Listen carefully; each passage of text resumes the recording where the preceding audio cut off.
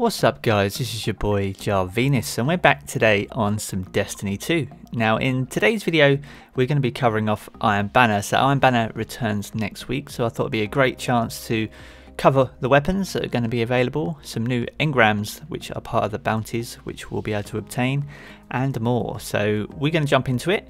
If you enjoyed the video, don't forget to leave a rating below, that really helps me out on the channel. And if you are new around here, feel free to hit that sub button. But without further ado, let's crack on.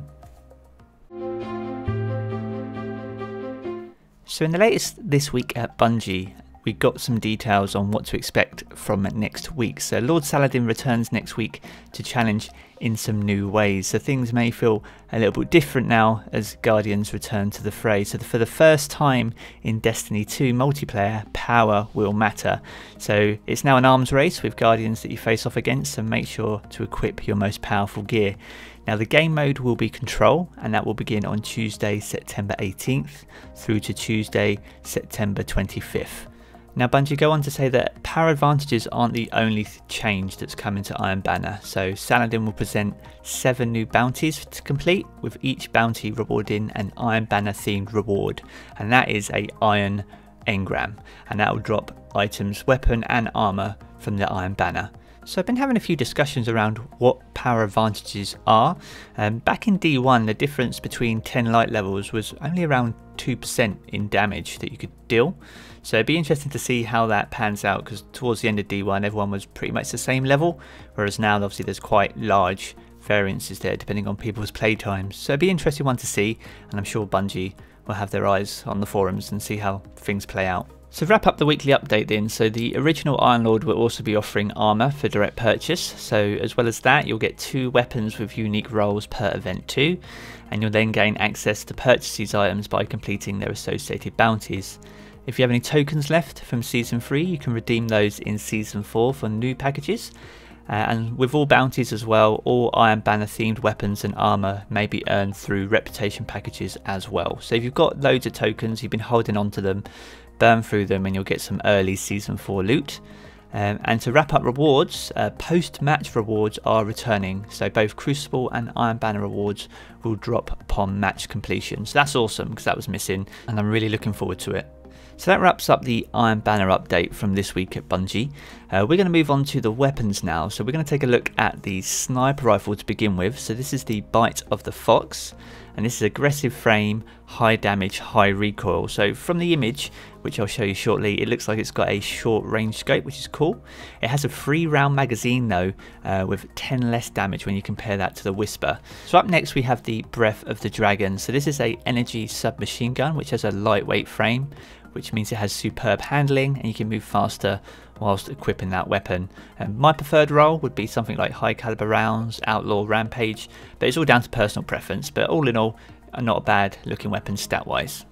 Then we have the Claws of the Wolf. So this is a energy pulse rifle, which is a rapid fire frame. So it has deeper ammo reserves and a slightly faster reload when the magazine is empty, which is basically crowd control from D1, which is awesome. So again, this is potentially a really good weapon. If you get something like high cal, outlaw, rampage, or even full auto to maximize that rate of fire, you're pretty much on to a deadly weapon. So I'm excited for this one. This is one that I'm going to be seeking out, but let me know your thoughts in the comments below guys. Something to look out for. Next up we have Roar of the Bear. So this is a power rocket launcher, which is a high impact frame. So that's slow firing, high damage, and the weapon's more accurate when you're stationary and you're aiming down sights. So if you think something like Sins of the Past, you're on the right sort of path. But this weapon can roll tracking module and cluster bombs. That's all I'm saying guys, that's all I'm saying. Go for it, get it, love it. Next up we have this Swarm of the Ravens. So this is a grenade launcher, which is a power weapon. So aggressive frame, high damage and high recoil. So they had a buff in Forsaken, so grenade launchers are in a better place than they were.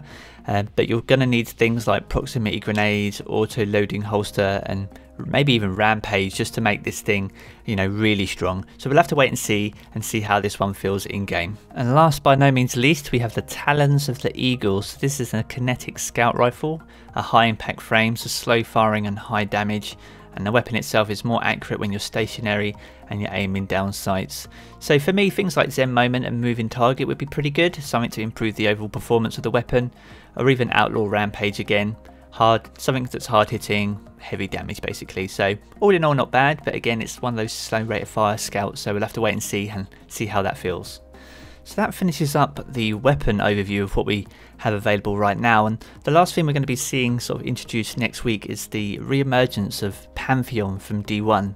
So this is returning as a new map. It's going to be called Convergence, and it's set in Mercury. So I've got an image here so you guys can have a sneaky peek, but that will also be returning next week. And that's pretty much it for today, guys. I hope you found the video useful, that quick breakdown of what's to come next week. Today is all about the raid though, so I'll be doing my best to catch all those footage of those encounters and summarise and guide those for you.